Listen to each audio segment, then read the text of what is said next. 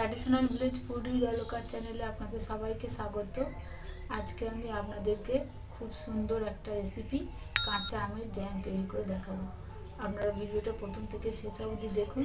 ভালো লাগলে like share comment করবেন, আর যারা ফেসবুক থেকে দেখছেন তারা ফলো করে পাশে থাকবেন। তো চলুন রেসিপিটা শুরু করি। কাঁচা আমের জ্যাম করার জন্যে এখানে আমি এই 5টা হিমসাগর আম নিয়েছি। এখানে আমি হিমসাগর আম নিয়েছি কারণ এই হিমসাগর আম একটু টক কম, তাই আমি এই আম নিয়েছি। এখন আমি আমগুলোকে কেটে নেব।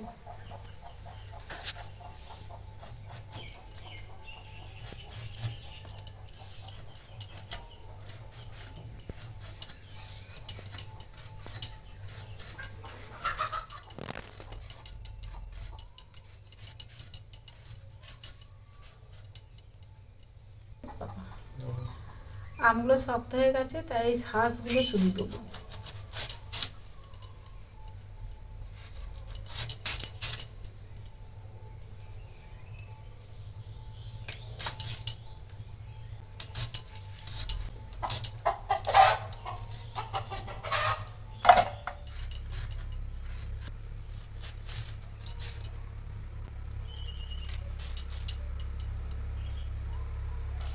আমগুলো সব কেটে নিয়েছি, এখন আমি এগুলোকে সিদ্ধ করে নেব। এখানে গ্যাসে কড়াই বসিয়েছি, কড়াই আমি দিচ্ছি অল্প একটু জল।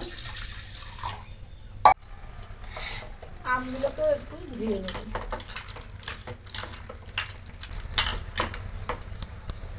জলে দিয়ে দেবো।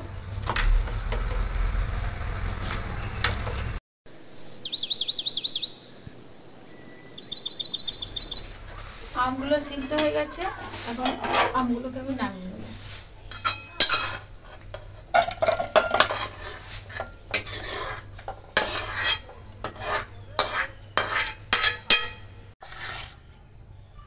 আমগুলোকে এখন আমি ঠান্ডা করে নেব। ঠান্ডা করে এগুলোকে মিক্সিতে একদম পেস্ট করে নেব। আমটা আমি মিক্সিতে পেস্ট করে নিয়েছি। এটা হিমসাগর আম, এই আমে কোনো আঁশ নেই, তাই দেখুন এটা ছাঁকবারও দরকার নেই, একদম মোমের মতো হয়ে গেছে। ওই কড়াইতেই আমি আমের শাঁসটা দিয়ে দিচ্ছি।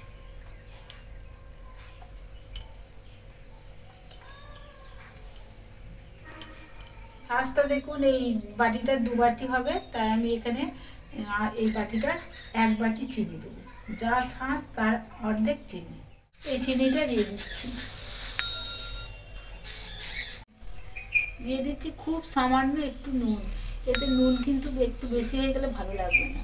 এখানে 2 পিস পাতি লেবু নিয়েছি, এই পাতি লেবুর রসটা আমি ঢেলে দিয়ে দিচ্ছি।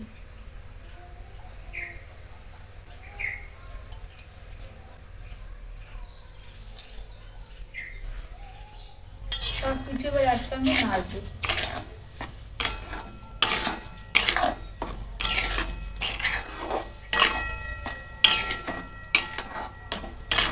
এই পাতি লেবুটা দিলাম। এই পাতি লেবুটা দিলে এই জ্যামটা বেশ স্বচ্ছ লাগবে, কাঁচের মতো স্বচ্ছ হবে।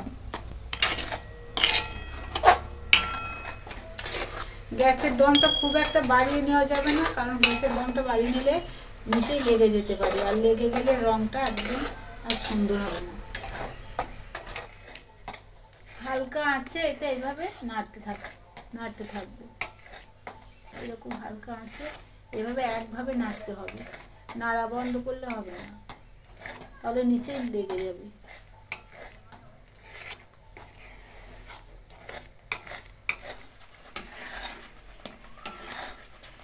এইভাবে নেড়ে নেড়ে জলটাকে শুকিয়ে দিতে হবে।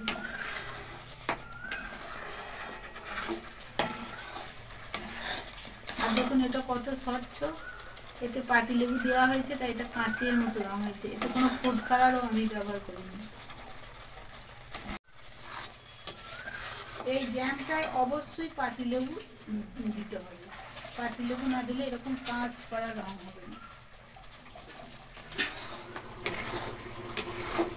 দেখুন এটা কতটা গাঢ় হয়ে আসছে, আর কড়াইয়ের এই সাইডগুলো দেখুন ছেড়ে ছেড়ে আসছে। আর এইভাবে নিচেতেও লেগে গেলে হবে না, তাহলে রঙটা অন্যরকম হয়ে যাবে, আর রঙটাও আস্তে আস্তে আরও সুন্দর হয়ে যাচ্ছে। আপনারা এটা ইচ্ছা করলে একটু ফুড কালারও ব্যবহার করতে পারে। দেখুন এটা আরও অনেকটা গাঢ় হয়ে এসেছে, আর রঙটাও দেখুন কি সুন্দর কাঁচের মতো হয়েছে। এখন এটাকে আমি আর ফোটাবো না, এবার আমি নামিয়ে এটাকে আমি ঠান্ডা হতে দেবো।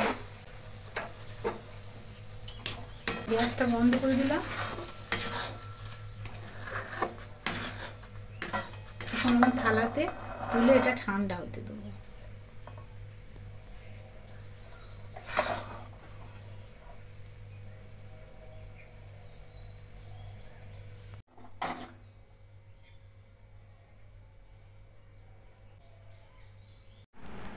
আমের জ্যামটা দেখুন ঠান্ডা হয়ে গেছে। এখন এটাকে আমি বয়ামে পুরে নেব।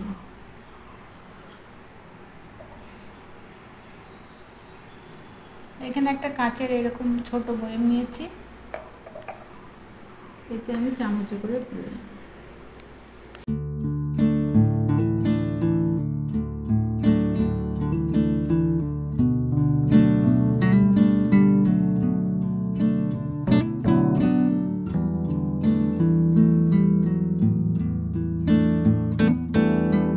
এরকম একটা শিশিতে আমি পুরে নিয়েছি।